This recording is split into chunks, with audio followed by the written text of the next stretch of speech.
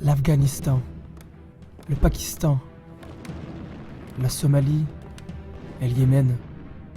Et 6 ans. Pendant presque 6 ans, je leur ai tiré dessus avec des drones de combat. Je pouvais tout suivre, parfaitement, avec la meilleure qualité d'image.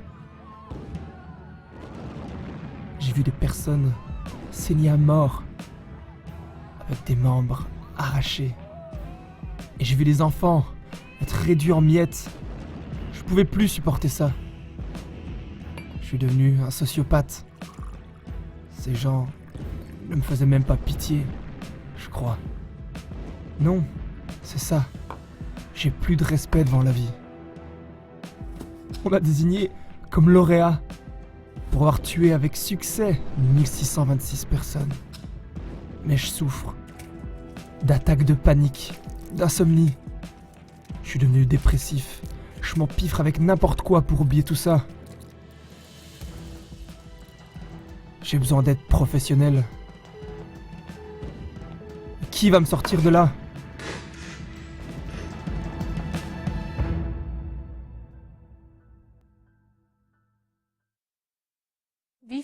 Combien d'ex-soldats US pourraient raconter la même histoire que Brandon Bryant, dont nous venons d'entendre quelques réflexions? Il faisait partie d'une équipe opérationnelle chargée d'attaquer des cibles dans différents pays avec des drones de combat américains. Ou alors, l'autre question serait, combien de soldats qui sont actuellement impliqués dans des guerres devront encore subir cela? Car la vérité est choquante. Les États-Unis se trouvent officiellement en guerre contre 14 pays. Les activistes pacifistes sont souvent accusés d'exagération en ce qui concerne l'ampleur des actions militaires des États-Unis outre-mer. On dit qu'ils surestiment le stationnement des troupes US et l'ampleur des activités militaires. La War Powers Resolution tire les choses au clair. Il s'agit d'une législation qui oblige le président US Obama à faire un rapport 2 fois par an au Congrès des États-Unis sur le stationnement des troupes américaines armées et prêtes au combat. Fin décembre 2014, le président a rendu son dernier rapport dans lequel il indique que les États-Unis sont impliqués en tout dans 14 guerres. En Afghanistan, en Irak, en Syrie, en Somalie, au Yémen, à Cuba, au Nigeria, au Tchad, en Ouganda, en Égypte, en Jordanie, au Kosovo, en République centrafricaine et en Tunisie.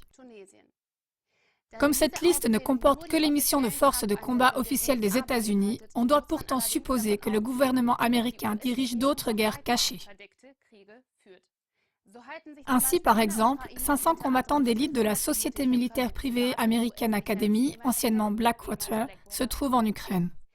Chers téléspectateurs, espérons que cette liste, tant officielle qu'officieuse, ne s'allonge pas plus et contribuons donc ensemble à empêcher cela par l'information et la sensibilisation, afin que nos pays ne se retrouvent pas un jour sur cette liste. C'est avec ces mots que je vous dis au revoir et à bientôt.